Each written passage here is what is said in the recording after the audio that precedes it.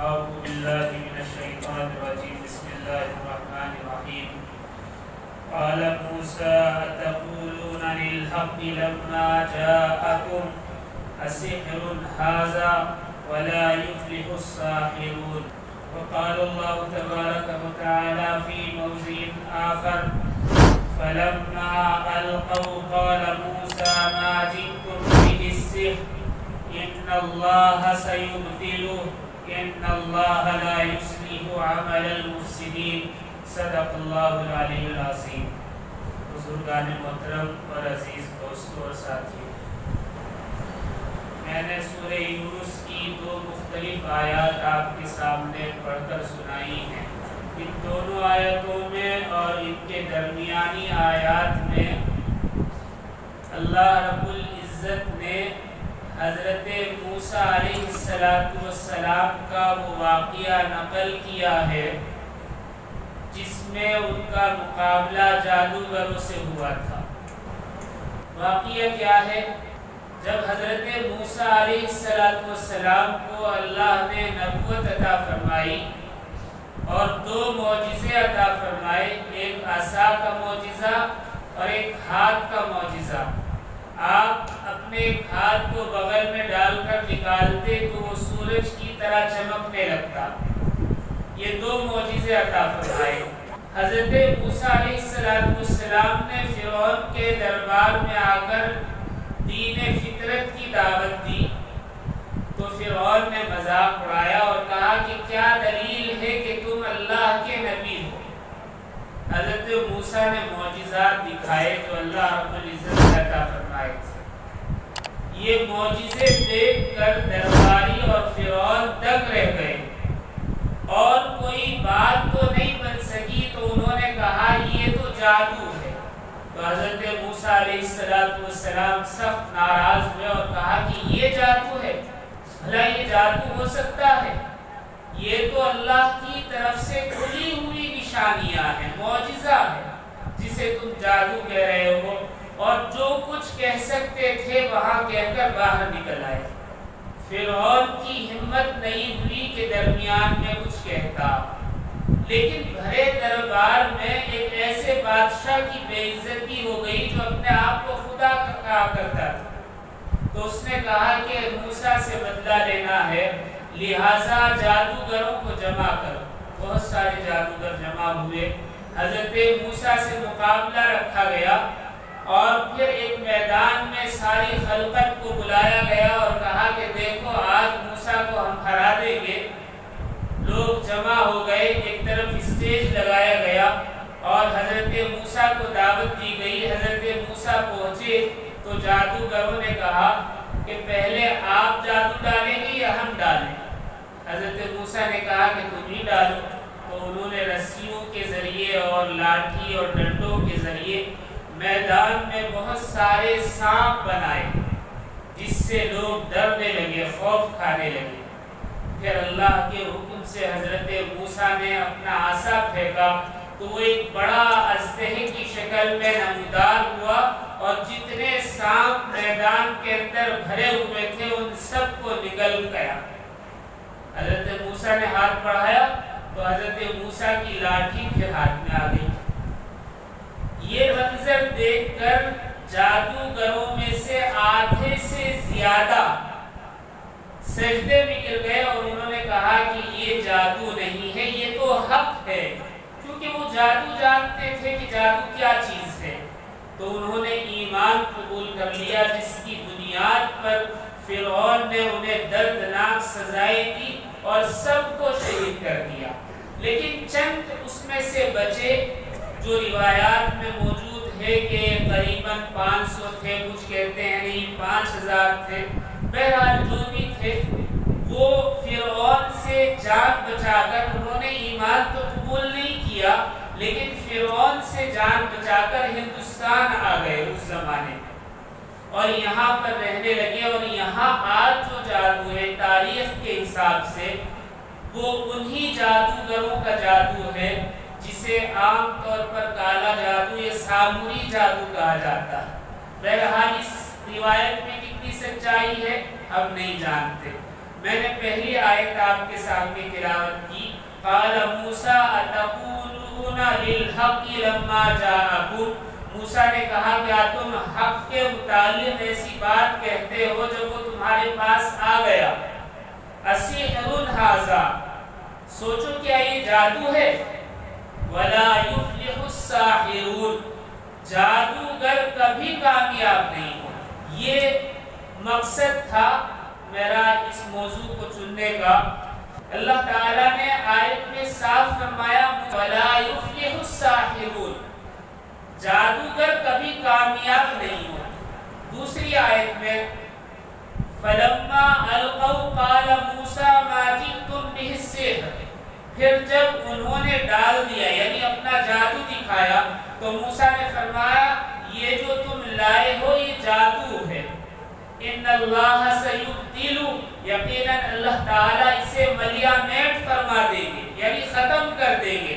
ان اللہ لا یصلح عمل المفسدین، بے شک اللہ تعالیٰ شریروں کے کام کو نہیں سنوارتے، مطلب یہ کہ جو شریر ہوتے ہیں ان کے کام کو پورا ہونے نہیں دیتے، اسے خراب کر دیتے ہیں۔ اس میں دو چیزیں ہیں، ایک تو یہ کہ جو برا کرنے والے ہیں ان کی برائی کو اللہ تعالیٰ پورا نہیں فرماتے۔ دوسرا پہلی آیت میں جادوگر یا جادو ہمیشہ یا کبھی مستقل طور پر کامیابی کی بات نہیں ہے، ایک عارضی طور پر ہو سکتا ہے لیکن مستقل نہیں رہ سکتا۔ جادو کے معنی ہی دھوکے کے ہیں۔ قرآن میں جو سحر استعمال کیا گیا ہے جادو کے لیے اس کا معنی ہے کہ جس کی اصل نہ ہو، یعنی جو دیکھنے میں تو ہو لیکن حقیقت میں کچھ نہ ہو، صرف دکھائی دیتا ہو اصل میں کچھ بھی نہ ہو، اسے جادو کہتے ہیں۔ بہرحال جادو کے متعلق چند باتیں معلوم ہوں تو یہ سمجھ سکتے ہیں کہ کیا چیز ہے۔ جادو اللہ رب العزت کا اتارا ہوا علم ہے۔ ہم یہ نہیں کہہ سکتے کہ جادو کچھ بھی نہیں ہے، اس لیے کہ جادو اثر رکھتا ہے، اور یہ اللہ تعالیٰ نے دو فرشتوں کے ذریعے ایک ہاروت اور ایک ماروت کے ذریعے زمین پر اتارا تھا تاکہ مخلوق خدا میں انصاف کر سکے، لیکن انسانوں نے اس علم کو حاصل کر لیا اور نافرمانی کی وجہ سے ان دو فرشتوں کو اللہ تعالیٰ نے قیامت تک الٹا لٹکا دیا ہے کسی خاص مقام پر۔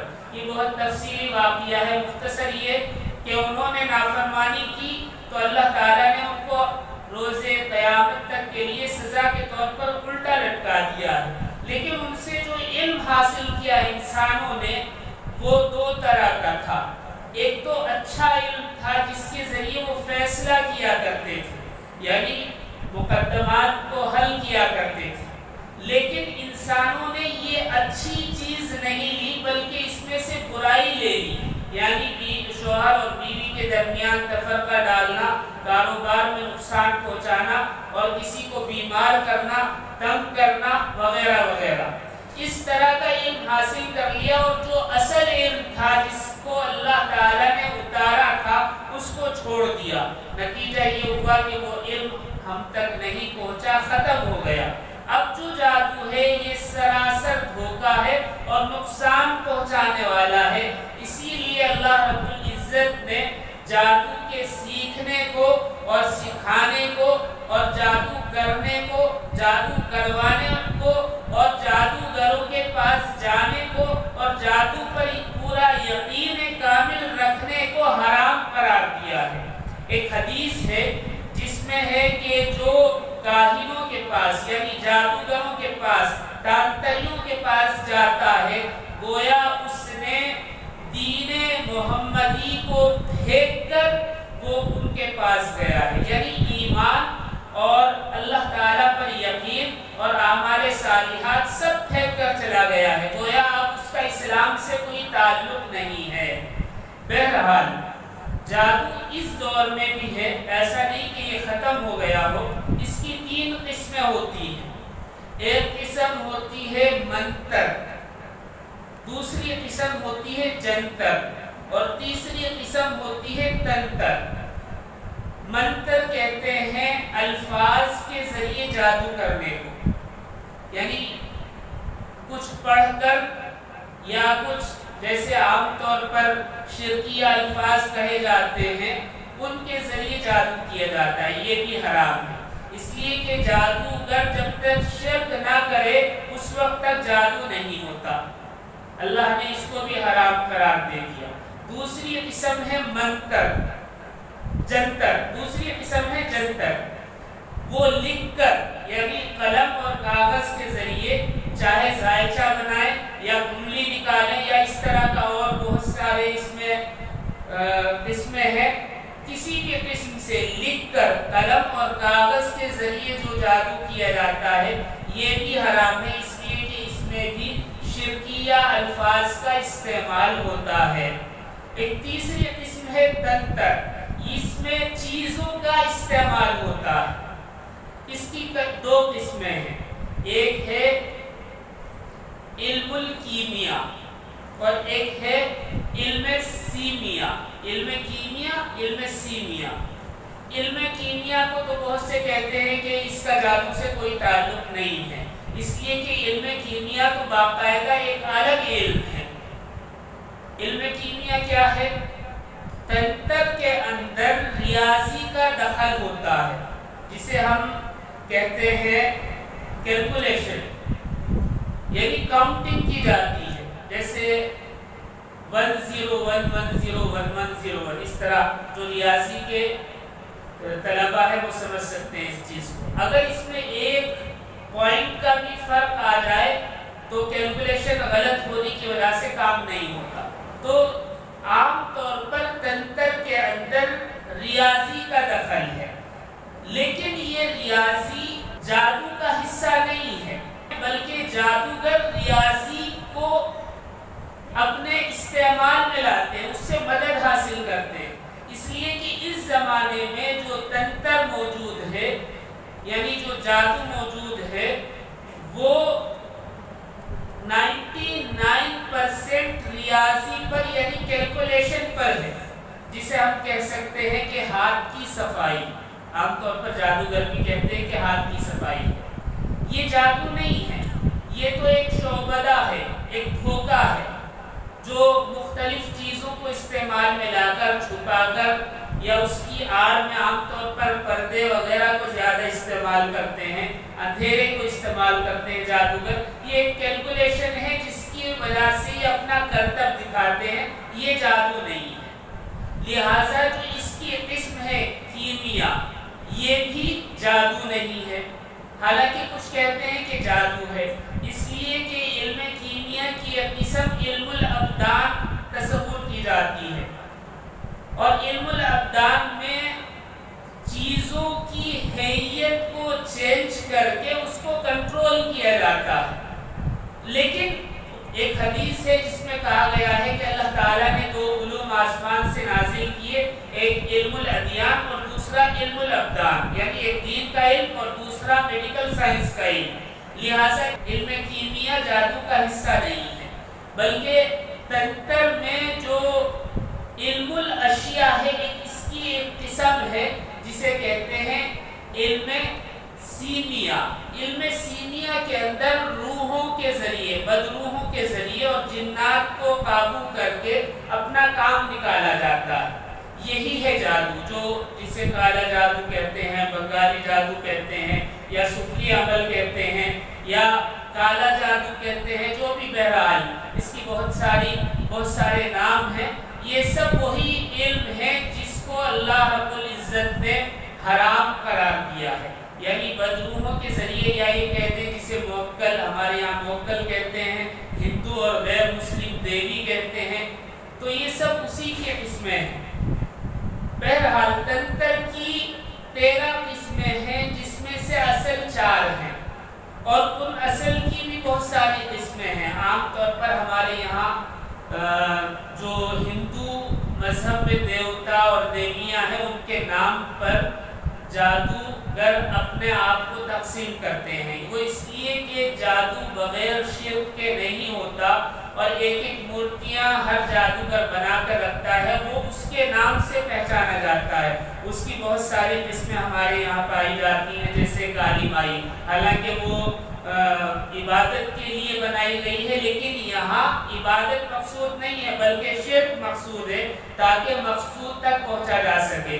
کالی مائی ہے، کالی دیوی ہے، کالکا دیوی ہے، ہنومان ہے، شمشانک دیوی ہے، اسی طرح کملا دیوی ہے، پدمنی ہے، لکشمی ہے، موہنی ہے، کالا کلوا ہے، اور گنیش ہے، دیوتا سوروپ ہے، ہما دیو ہے، اور ٹھائیا ہے، بھانمتی ہے، مسان ہے، بھیرو ہے، پچھیا ہے، سارسوتی ہے، اور اسی طرح ایک ہوتا ہے ہمزاد۔ یہ ساری قسمیں ہیں۔ یہ صرف بتانے کا مقصد یہ ہے کہ یہ سب جادو کی قسمیں ہیں، لیکن یہ سب کی سب حرام ہیں، ان کے نزدیک جانا بھی نہیں چاہیے، اس لیے کہ انسان دین سے ہاتھ دھو بیٹھتا ہے۔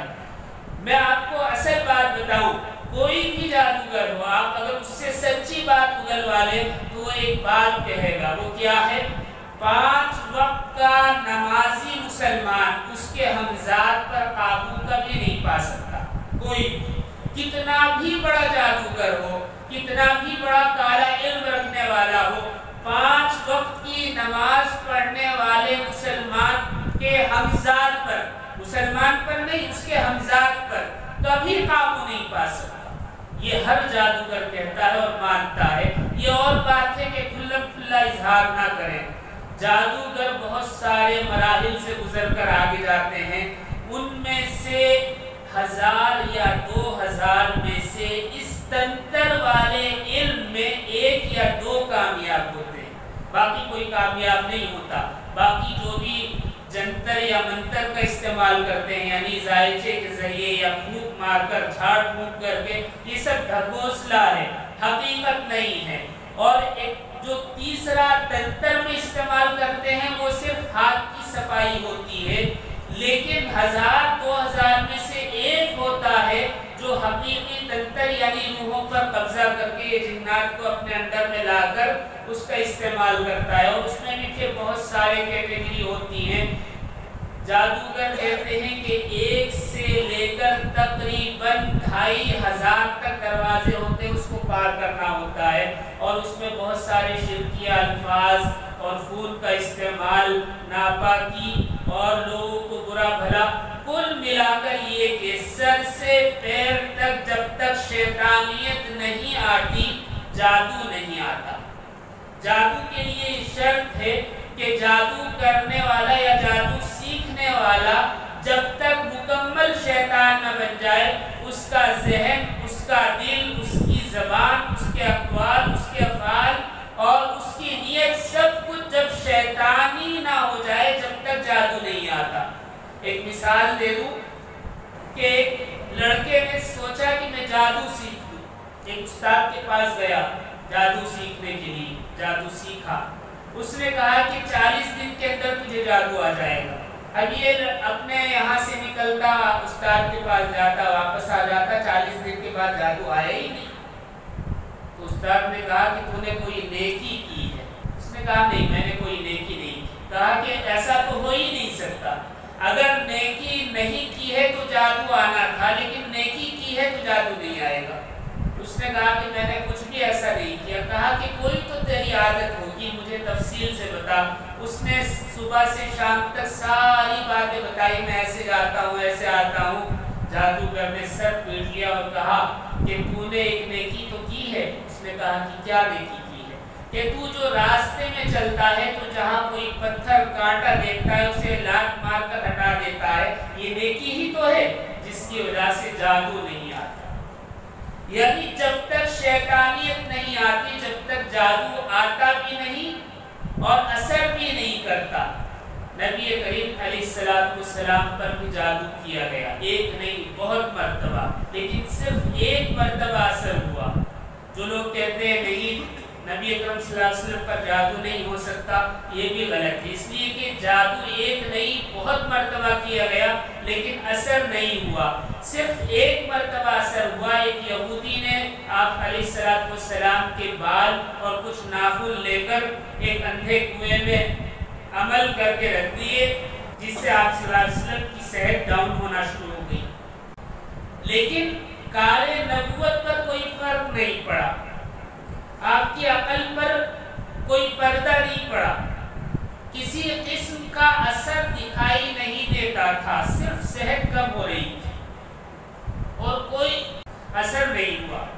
بعد میں حضرت جبرائیل کے ذریعے اللہ رب العزت نے بتایا کہ آپ پر جادو ہوا ہے، اس کا توڑ کیا گیا۔ وہ توڑ کیا تھا؟ اللہ رب العزت نے معوذتین نازل فرمائی، قل اعوذ برب الناس قل اعوذ برب الفلق، جس کے ذریعے جادو کا توڑ کیا گیا۔ بلکہ علماء یہ کہتے ہیں کہ آپ پر جو جادو کا اثر ہوا وہ امت کو یہ دو گفٹ دینے کی وجہ سے تھا، تاکہ امت پر اگر کوئی ایسا مرحلہ آ جائے تو اس کے پاس اس کا توڑ ہو۔ نبی کرم صلی اللہ علیہ وسلم پر جادو نہیں ہو سکتا تھا، اللہ تعالیٰ تو خود ہی حفاظت فرما لیتے، جیسے بہت ساری چیزوں سے حفاظت فرما دی، لیکن اس ہونے کی وجہ یہ تھی کہ اللہ تعالیٰ دو صورتیں معوذتیں نازل کرنا چاہتے تھے تاکہ امت محمدیہ کو کسی ایسے مرحلے میں کسی کا محتاج نہ ہونا پڑے۔ نبی کرم صلی اللہ علیہ وسلم کی ایک حدیث بھی ہے جس کا مفہوم ہے کہ اگر یہ دو صورتیں کوئی صبح میں پڑھ لے تو رات تک، اور رات میں پڑھ لے تو صبح تک، ہر طرح کے جادو، کالے علم، سفلی عمل سے محفوظ رہتا۔ اب اگر ہمارے یہاں کسی پر جادو ہوتا ہے تو بس دو ہی چیزیں ہیں، یا تو وہ معوذتین نہیں پڑھتا اس لیے اس پر جادو ہوتا، اور اگر وہ پڑھتا ہے تو جادو نہیں ہوتا بلکہ وہ جھوٹ بولتا ہے، اسے وہم ہے، اس لیے کہ نبی کریم صلی اللہ علیہ وسلم کی بات غلط نہیں ہو سکتی، جھوٹ نہیں ہو سکتی۔ آپ نے فرما دیا صبح میں پڑھ لے تو رات تک، رات تک پڑھ لے تو صبح تک، ہر طرح کے جادو اور کالے علم سے محفوظ رہے گا، تو آپ کی بات غلط نہیں ہو سکتی۔ اگر کوئی اس بات کو نہیں مانتا تو پھر اس پر کفر لازم آئے گا، اور اگر شک کرتا ہے تو اس کا ایمان کمزور ہے۔ نبی کریم صلی اللہ علیہ وسلم نے صاف بیان فرما دیا کہ معوذتین یہ جادو کا توڑ ہے۔ ہمیں چاہیے کہ ہم ایسے لوگوں کے پاس نہ جائیں، اس لیے کہ یہ دین کے ساتھ کھلواڑ ہے۔ میں نے جو آیتیں پڑھی ہیں اس میں بھی یہی بیان کیا گیا ہے۔ اللہ رب العزت نے جو قرآن میں ارشاد فرمایا وَلَا يُفْلِحُ السَّاحِرُونَ، جادوگر کبھی کامیاب نہیں ہوتے۔ اگر ان کا جادو عارضی طور پر ہوتا بھی ہے تو جلد ختم ہو جاتا۔ آپ سورہ فاتحہ پڑھ لیں اس سے بھی ختم ہو جائے گا، معوذتین پڑھ لیں اس سے بھی ختم ہو جائے گا، اور آیت الکرسی پڑھ لیں اس سے بھی ختم ہو جائے گا، اور سورہ فاتحہ کی ساتھ سورہ بقرہ کی آخری 10 آیات نازل ہوئی تھی وہ پڑھ لیں اس سے بھی ختم ہو جائے گا، کسی سے بھی ختم ہو سکتا ہے، شرط ہے کہ اللہ پر ایمان اور یقین ہو۔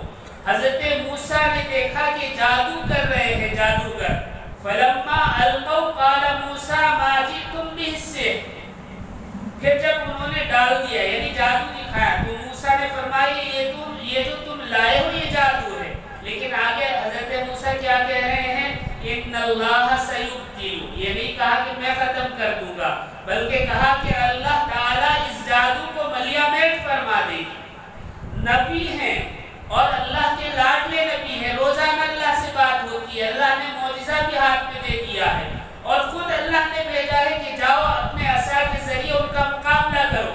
اس کے باوجود حضرت موسیٰ نے یہ نہیں کہا کہ میں اسے ملیامت کر دوں گا، ختم کر دوں گا، بلکہ فرمایا ان اللہ سیبطل، اللہ تعالیٰ اسے ختم کر دیں گے، ملیامت کر دیں گے، اور پھر آگے فرمایا ان اللہ لا یصلح عمل المفسدین، شریر لوگوں کے، فساد مچانے والوں کے کاموں کو اللہ تعالیٰ سنوارتے نہیں یعنی بگاڑ دیتے ہیں۔